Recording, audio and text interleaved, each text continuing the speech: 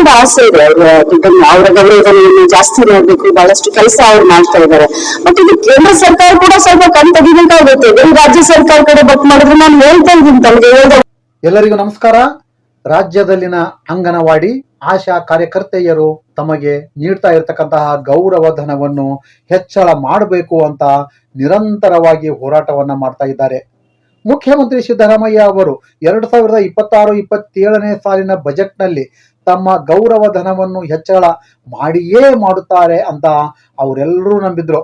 ಆದರೆ ಮುಖ್ಯಮಂತ್ರಿ ಸಿದ್ದರಾಮಯ್ಯ ಅವರು 2026 ಮಾರ್ಚ್ 6ರಂದು ಮಂಡಿಸಿದಂತಹ ಮುಂಗಡ ಪತ್ರದಲ್ಲಿ ಅಂಗನವಾಡಿ ಆಶಾ ಕಾರ್ಯಕರ್ತೆಯರ ಅಪಾರ ನಿರೀಕ್ಷೆಗಳನ್ನ ಹುಸಿ ಮಾಡಿದರು. ಹೀಗಾಗಿ ರಾಜ್ಯದಲ್ಲಿನ ಅಂಗನವಾಡಿ ಮತ್ತು ಆಶಾ ಕಾರ್ಯಕರ್ತೆಯರು ಸರ್ಕಾರದ ಧೋರಣೆಗಳ ವಿರುದ್ಧ ತೀವ್ರ ಅಸಮಾಧಾನಗೊಂಡಿದ್ದಾರೆ.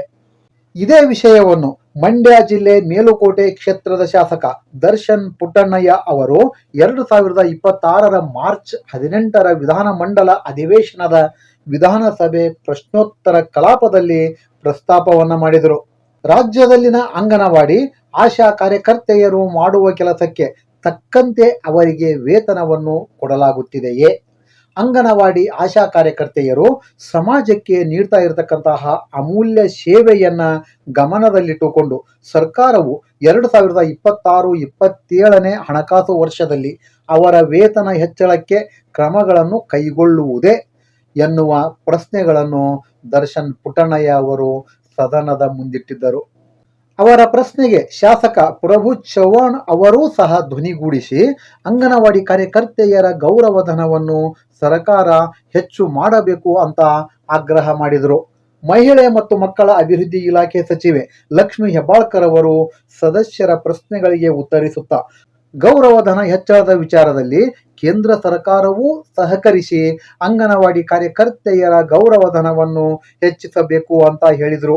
ಇದೇ ಸಂದರ್ಭದಲ್ಲಿ ಮಧ್ಯಪ್ರವೇಶಿಸಿ ಮಾತನಾಡಿದ ಗ್ರಾಮೀಣಾಭಿವೃದ್ಧಿ ಸಚಿವ ಪ್ರಿಯಾಂಕ್ ಖರ್ಗೆ ಅವರೂ ಕೂಡ ಕೇಂದ್ರ ಸರ್ಕಾರದತ್ತಲೇ ಬೊಟ್ಟು ಮಾಡಿದರು. ಇದರ ಸಮಗ್ರ ವಿವರಗಳೇನು ಅನ್ನೋದನ್ನ ನಾವೀಗ ನೋಡೋಣ ಬನ್ನಿ. ಕಾರ್ಯಕರ್ತರಾದ್ರೆ ಮಕ್ಕಳು ಮತ್ತು ಗರ್ಭಿಣಿ ಮಹಿಳೆಯರ ಆರೋಗ್ಯಕ್ಕೆ ಆಯ್ಕೆ ಕೆಲಸ ಮಾಡ್ತಾರೆ. ಮನೆಗೆ ಹೋಗಿ ಸರ್ಕಾರಿ ಸೇವೆಗಳನ್ನ ತಲುಪಿಸೋದಕ್ಕೆ ಕೆಲಸ ಮಾಡ್ತಾರೆ. ಆಮೇಲೆ 6 ತಿಂಗಳಿಂದ 6 ವರ್ಷ ವಯಸ್ಸಿನ ಮಕ್ಕಳಿಗೆ ಪೋಷಣ ಆಹಾರ ಯಾವ ತರ ಕೊಡ್ಬೇಕು ಅನ್ನೋದ್ರ ಬಗ್ಗೆ ಮಾಹಿತಿ ಕೊಡ್ತಾರೆ. ಗರ್ಭಿಣಿಯರು ಮತ್ತು ತಾಯಿಯರ ಜೊತೆ ಆರೋಗ್ಯ ಮತ್ತು ಪೋಷಣೆ ಸಲಹೆ ಕೊಡ್ತಾರೆ. ಅವ್ರ ಸಮಸ್ಯೆಗಳು ಸಂಬಳ ಕಡಿಮೆ, ಟೈಮ್ಗೆ ಸಂಬಳ ಆಗಲ್ಲ, ಅದು ಮೇಜರ್ ಪ್ರಾಬ್ಲಮ್ ಆಗಿರುವಂತದ್ದು. ಮತ್ತೆ ಅವ್ರಿಗೆ ಯಾವುದೇ ತರದ ಸರ್ಕಾರದ ಉದ್ಯೋಗ ಮಾನ್ಯತೆ ಇಲ್ಲ. ಆಮೇಲೆ ಯಾವುದೇ ಸರ್ಕಾರಿ ಸೇವೆಗಳಿದ್ರು ಅದನ್ನ ಪ್ರತಿಯೊಬ್ಬರಿಗೂ ತಲುಪಿಸೋದಕ್ಕೆ ಕೆಲಸ ಮಾಡಬೇಕು. ಮತ್ತೆ ಆಶಾ ಕಾರ್ಯಕರ್ತರು ಆರೋಗ್ಯಕ್ಕೆ ಸಂಬಂಧಿಸಿದ ವಿಷಯಗಳ ಬಗ್ಗೆ ಜನರಲ್ಲಿ ಜಾಗೃತಿ ಮೂಡಿಸ್ತಾರೆ. ಮತ್ತೆ ಸರ್ಕಾರದಿಂದ ಸೇವೆಗಳಾಗಿದೆ, ICDS ಇರ್ಬೋದು, NHM ಇರ್ಬೋದು, AMC, PH ಇದೆಲ್ಲ ಸೇವೆಗಳು, ಮತ್ತೆ ಅದ್ರ ಜೊತೆಗೆ ಲಸಿಕೆಗಳನ್ನ ಹಾಕೋ ಕೆಲಸನೂ ಅವರು ಮಾಡ್ತಾರೆ.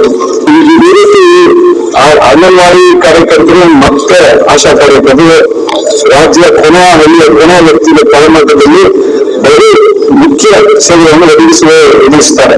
ಇವರಿಗೆ ಸಂಬಳ ಹೆಚ್ಚಳ ಮತ್ತೆ ಆರೋಗ್ಯ ಭದ್ರತೆಯನ್ನು ಕಲ್ಪಿಸಲು ಮಾನ್ಯ ಸಭಾಧ್ಯಕ್ಷರ ಮೂಲಕ ತಮ್ಮಲ್ಲಿ ಮನವಿ ಮಾಡಬೇಕು. ಅಧ್ಯಕ್ಷರು ಇದರಲ್ಲಿ ಸಂಶಯ ಇಲ್ಲ. ಅಂಗನವಾಡಿ ಕಾರ್ಯಕರ್ತರಾಗಿ ಮತ್ತು ಆಶಾ ಕಾರ್ಯಕರ್ತರ ಬಗ್ಗೆ ಮಾನ್ಯ ಸದಸ್ಯರು ಹೇಳ್ತಾರೆ. ಅದು ನಮ್ಮ ಇಲಾಖೆಗೆ ಬರುವುದಿಲ್ಲ, ಅದು ಆರೋಗ್ಯ ಮತ್ತು ಕುಟುಂಬ ಕಲ್ಯಾಣ ಇಲಾಖೆಗೆ ಬರುತ್ತೆ. ಅಂಗನವಾಡಿ ಕಾರ್ಯಕರ್ತರು ಸಹಾಯಕಿಯರು ಸರ್ಕಾರ ಮತ್ತು ಜನರ ಮಧ್ಯದಲ್ಲಿ ಕೊಂಡೊಯ್ದು ಕೆಲಸ ಮಾಡ್ತಾರೆ. ಇದರಲ್ಲಿ ಸಂಶಯ ಇಲ್ಲ. ಸರ್ಕಾರದ ಯಾವುದೇ ಯೋಜನೆಗಳಿಗೆ ಏನೇ ಕೆಲಸ ಇದ್ರೂ ಕೂಡ ಬಹಳಷ್ಟು ಉತ್ತಮ ರೀತಿಯಲ್ಲಿ ಇವತ್ತು ಹಳ್ಳಿ ಮಟ್ಟದಲ್ಲಿ ಸರ್ಕಾರಕ್ಕೆ ಒಳ್ಳೆ ಹೆಸರನ್ನ ತಂದ್ಕೊಡೋರು ನಮ್ಮ ಆಶಾ ಕಾರ್ಯಕರ್ತರು, ಅಂಗನವಾಡಿ ಕಾರ್ಯಕರ್ತರು ಅಂತ ಹೇಳಲಿಕ್ಕೆ ಬಯಸ್ತೇನೆ.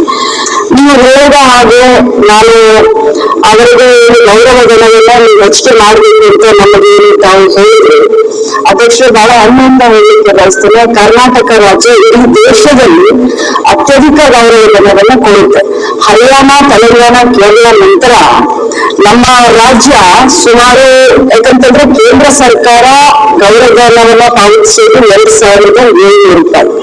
ರಾಜ್ಯ ಸರ್ಕಾರ ಗೌರವಧನವನ್ನ ಅದರಲ್ಲಿ ಕೂಡಿಸ್ಕೊಳ್ಳೋದು 9,700 ರೂಪಾಯಿ. ಅಂದ್ರೆ ಇಡೀ ದೇಶದಲ್ಲಿನೇ 4ನೇ ಇದರಲ್ಲಿ ನಮ್ಮ ಸರ್ಕಾರ ಇದೆ. ಮತ್ತು ಹೋದ ಏಪ್ರಿಲ್ನಲ್ಲಿ ನಾವು ಅಂಗನವಾಡಿ ಕಾರ್ಯಕರ್ತರಿಗೆ 1,000 ರೂಪಾಯಿ ಮತ್ತು ಸಹಾಯಕಿಯರಿಗೆ 700 ರೂಪಾಯಿ ಹಾಗೆ ಹೋದ ಬಜೆಟ್ ನಲ್ಲಿ ನಾವು ಘೋಷಣೆ ಮಾಡಿ ಅದನ್ನು ಈಗಾಗಲೇ ಇಂಪ್ಲಿಮೆಂಟ್ ಮಾಡಿದ್ದೇವೆ. ನೋ ಡೌಟ್ ಅವರು ಮಾಡ್ತಾ ಇರುವಂತ ಸೇವೆಗೆ ಇದು ಸಾಲ್ತಾ ಇಲ್ಲ, ಇನ್ನು ಜಾಸ್ತಿ ಆಗ್ಬೇಕು ಅಂತ ಅವರ ಬೇಡಿಕೆ ಇದೆ. ಈಗಾಗಲೇ ನಾವು ಫೈನಾನ್ಸ್ ಡಿಪಾರ್ಟ್ಮೆಂಟ್ಗೆ ಮತ್ತೆ ಪ್ರಸ್ತಾವನೆಯನ್ನ ಈಗಾಗಲೇ ನಾವು ಕಳಿಸಿಕೊಟ್ಟಿದ್ದೇವೆ. ಅದ್ರ ಜೊತೆಯಲ್ಲಿ ಅವರು ಸ್ವಲ್ಪ ಆರೋಗ್ಯದ ಬಗ್ಗೆ ಏನೋ ಅವ್ರಿಗೆ ಏನು ಹೇಗೆ ಅಂತ ಹೇಳಿ ಸೇವಾ ಭದ್ರತೆ ಬಗ್ಗೆ ಕೇಳಿದಾಗ ಮತ್ತೆ ಈಗ 60 ವರ್ಷ ತಮ್ಗೆಲ್ಲ ನಾನು ಉತ್ತರದಲ್ಲಿ ತಿಳಿಸಿದ್ವಿ. ಸ್ಪೆಸಿಫಿಕ್ ಆಗಿ ಏನಾದ್ರೂ ಇದ್ರೆ ಹೇಳಿ, ನಾವೆಲ್ಲ ಅವ್ರಿಗೆ ಸೇವಾ ಭದ್ರತೆ ಬಗ್ಗೆ ಕಣ್ಣಿಗೆ ಬರ್ಬೇಕು ತಮ್ಗೆ ಹೇಳ್ಬೇಕು ಅಂತಂದ್ರೆ ನಾವು ಹೇಳ್ಬೋದು. ಅದ್ರ ಬಗ್ಗೆ ಸೇವಾ ಭದ್ರತೆ ಬಗ್ಗೆ ಅವ್ರಿಗೆ ಯಾವುದೇ ತರದ ಉದ್ಯೋಗ ಉದ್ಯೋಗ ಭದ್ರತೆ ಯಾವುದೂ ಇಲ್ಲ.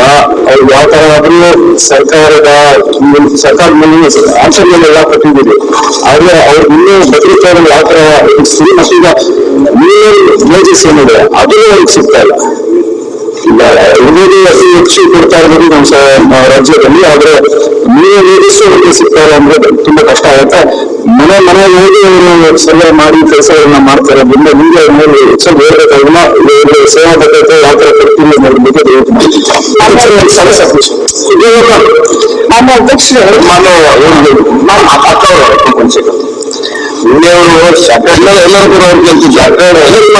ಕೂಡ ಅವ್ರು ಕೇಳ್ತಿದ್ರು ನಮ್ದು ಪ್ರಕಾರ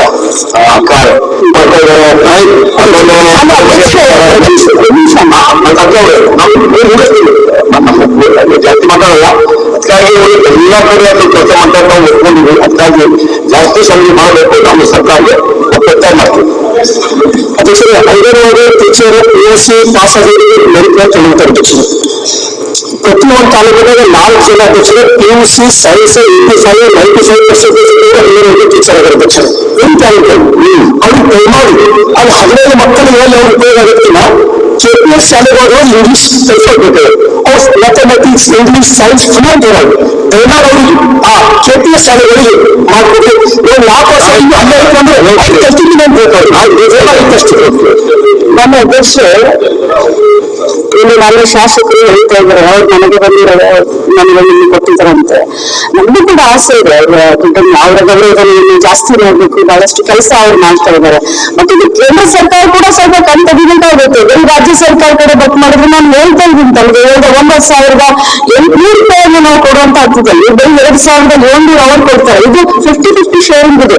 ಕೇಂದ್ರ ಮತ್ತು ರಾಜ್ಯ ಸರ್ಕಾರದ ICDC ಕಾರ್ಯಕ್ರಮಗಳು ನಡೆಯುವಂಥದ್ದು.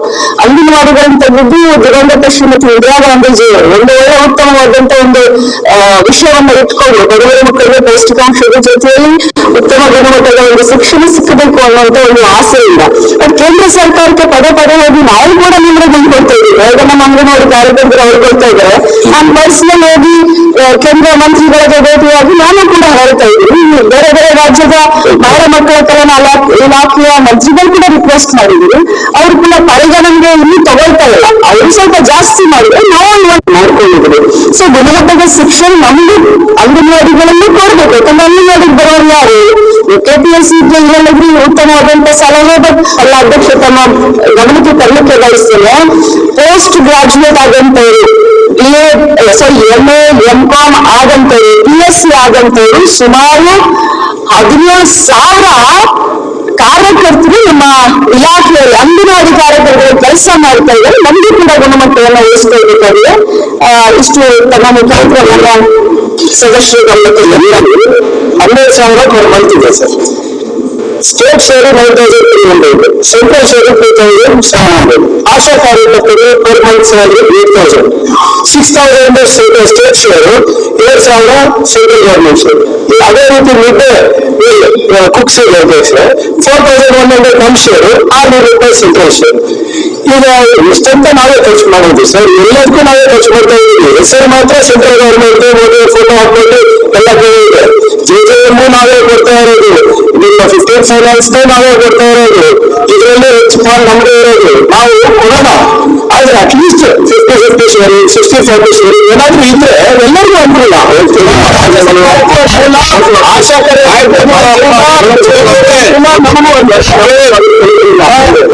ರಾಜ್ಯ ಸರ್ಕಾರ ಜಾಸ್ತಿ ಮಾಡಿ ಸರ್ ಅದು ಟೈಮ್ ನಾನು ಹೇಳಿದೆ